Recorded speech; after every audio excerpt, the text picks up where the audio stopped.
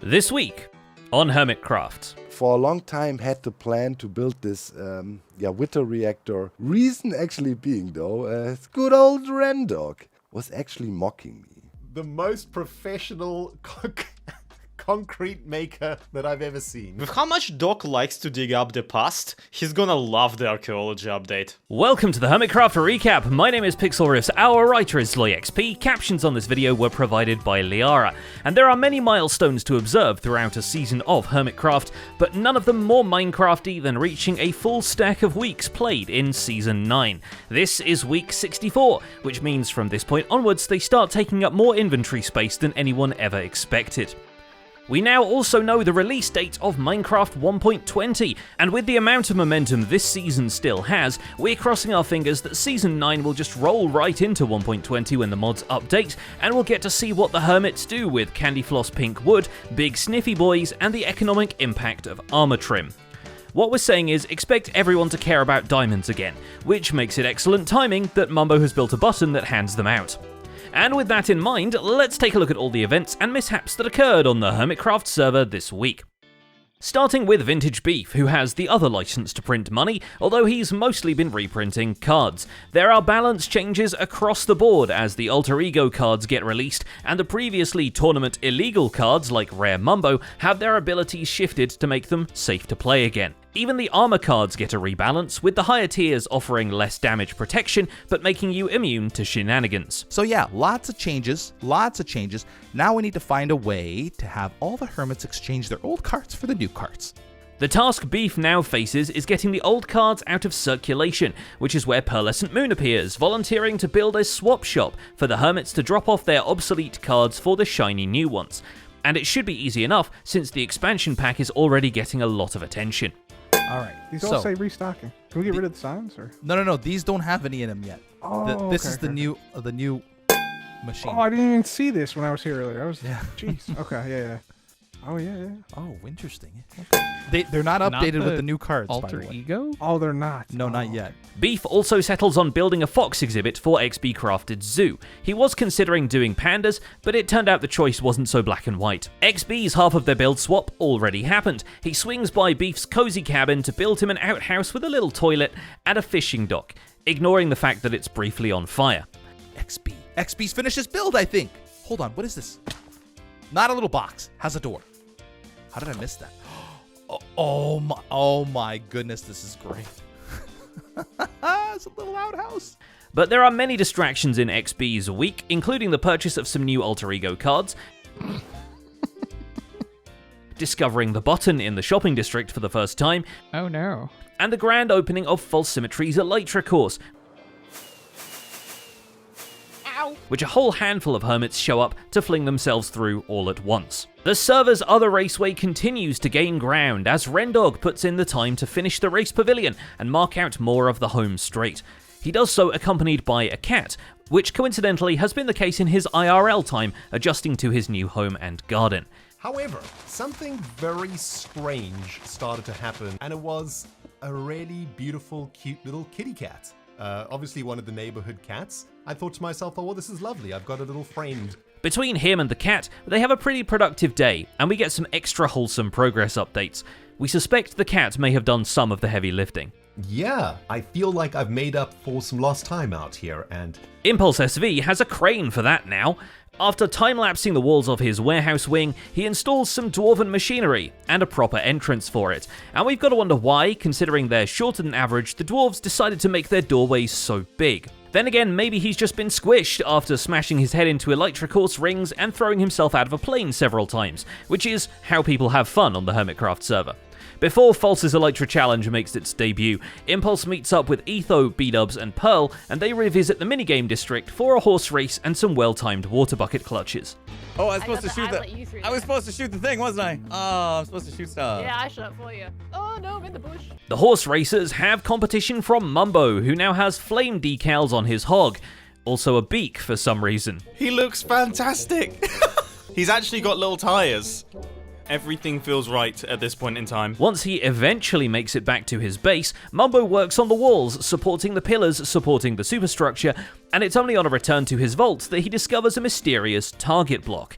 which freaks him out until he realizes it's just been put there by Grian, according to the comments section detectives. He decides to turn it into a bait and switch prank, which has absolutely no chance of escalating to server-destroying proportions. I mean, he's already got one of those running with the new button. Reconsider things a little bit. The world would be a much better place if we all just park our egos at the door and are all just nice to one another. His next target is the floor of the industrial farm segment of his base, which he fills in with an alternating pattern of stone slabs, leading to a shocking realization. Wait. Is this not square? This isn't a square. Azuma Void lends some investigative journalism and reveals that Mumbo Jumbo's new skin has toggleable sideburns of a completely different colour from the rest of his hair. Going on? That's not good. That will never come back on. Did you not know about that? Like, no. That's from the old copy and pasting in the skin. Yeah, oh, you got the little sideburn things as well. Much of X's time is spent perfecting the shulker box arrangement within his ender chest. He's been using some shulker box customization resource packs for the better half of the season now, so theming his luggage allows for a really handy and intuitive display of materials. Too bad all that needs to immediately move out, as Azuma needs the extra inventory space for all the deep slate he's trying to dig up using withers. No, we're not getting a second wither-based blaster on the server. Instead, Azuma just unleashes another pile of wither bosses at a mushroom island, since no mobs can spawn in there. Then, naked and invisible, X runs around bottom feeding on the deep slate the wither bosses dig up, and puts as much as he can into the ender chest before dying repeatedly. Oh dang, this looks rather different now. Oh my potion effects are running out. Dang. Let me get all of this in here quickly. Oh, come on now. Yes. Thought I was gonna die. Oh, okay, now I'm dead. Good. This is what the lack of deep slate insta-mining does to a person, Mojang. Make the nice block more crunchable. 1.20.1 the Grimstone update when? Not that the insta-mineable stuff has a better time on Hermitcraft. When looking for netherite, Cubfan just dynamites the nether. What scraps Cub finds, he puts into the floor pattern in his egg museum, lest we forget the place is made on a bed of lodestones. With only a few Easter eggs missing, Cub really has to work for his collection, and scouts the server, even approaching Cleo for some of theirs.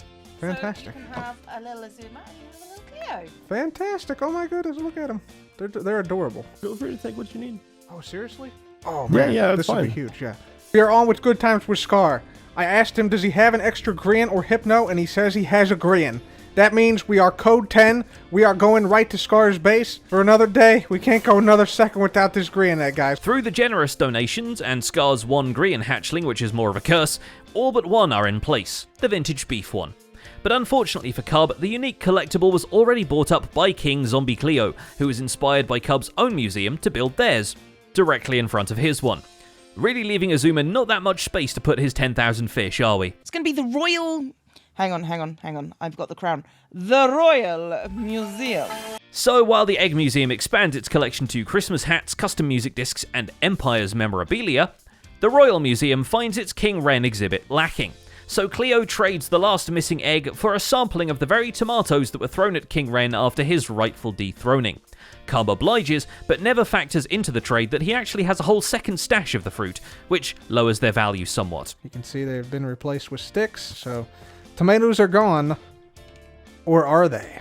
I think that was a great deal. We didn't really lose anything. Really, Cub shouldn't be risking it with a competitor who, if needed, can just will intricate armor stand statues into existence. Then again, that could be anyone with how cool and intuitive the newest version of the armor stand manipulation book looks. Sure, there's an art to posing an invisible stick exactly right, but now you can just click the joints to rotate them, apparently. If you ever had any interest in trying armor stand bending, now would be the time to try it. And click on the little blocky things. Step 32A. Click on the other mouse button to make it go the other way. Ooh. Step final. Make amazing armor stands today. The fight for the relics, in the meantime, is threatening to become much more complicated. Jevin joins the fray as a private collector, up to play both sides as long as they're paying. Guys, let's talk master plan and how we're going to be unfathomably rich.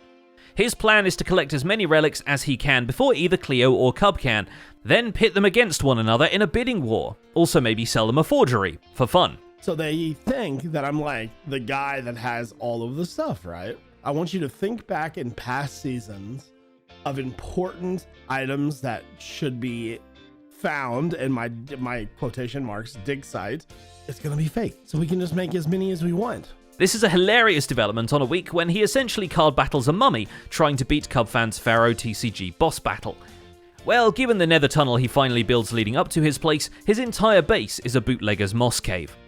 At this rate, the most coveted collectible on the server is going to be Good Times with Scar's head.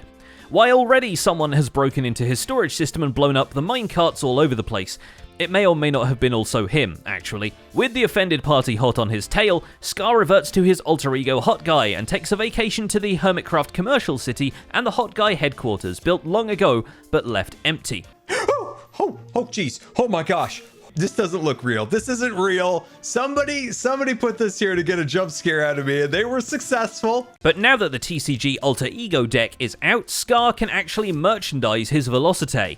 So he fills in the Flyvenger Tower with floor after floor of Hot Guy calendars and posters, all lovingly rendered out by the artist Hoffen. We're selling calendars. That's Hawkeye, of course, in his volleyball suit, and we have signed and non-signed. Once again, Hoffen outdid herself on these. These are so good. But unintentionally, you can actually put this on your head and it becomes a billboard. The Markiplier behavior here is quite hilarious, but what might actually get Scar in trouble is that he has now bought out a non-insignificant share of the TCG Hot Guy cards and will be reselling them at his place. You never know how Vintage Beef's legal team will react to a scalper crisis. Dude, you turned the volume down in here in your video, and I never heard what a nightmarish torture room this place is. Hopefully Scar has a good medium, because he's now cursed with horse. BOO has been collecting horses from far and wide so he can make the runningest, jumpingest horse possible. And despite being bent on revenge for Scar killing the horse with the most sentimental value, B-dubs can't help but show him the meaning of haste. You're gonna fly. Oh my gosh, what in the world, B-dubs? This is the fastest horse I've ever seen in my life. That's correct! That's a prime steed! Scar in return shows him the meaning of brand awareness, but that only fuels the fires of B-dubs' vengeance. After leaving some of his spare horses around Scarland along with some droppings of a dubious nature, B-dubs also armor stands up a picket line in front of Scar's store, so don't cross it unless you're having good times with Scab. Hot Guy? More like horse murderer. Doc M77 gets to witness the horsening firsthand, although he's mostly there to check on whether Scar has seen the cloud of wither skulls darkening the sky over the poopiest place on Earth. And he might have a vendetta against Scar, but he'll still buy the merch. But Doc settles another score when he reveals what the Wither Skull generator was actually for. Instead of duplicating TNT, the skulls can be siphoned into a blast chamber which Doc uses to overkill concrete. It turns out this was all a reaction to Ren dunking on him for farming concrete manually a few months ago. And there he is, in a swamp, making concrete. The most professional concrete maker that I've ever seen. I had to get more concrete, and once again I found myself back in the swamp, and I was thinking, yeah.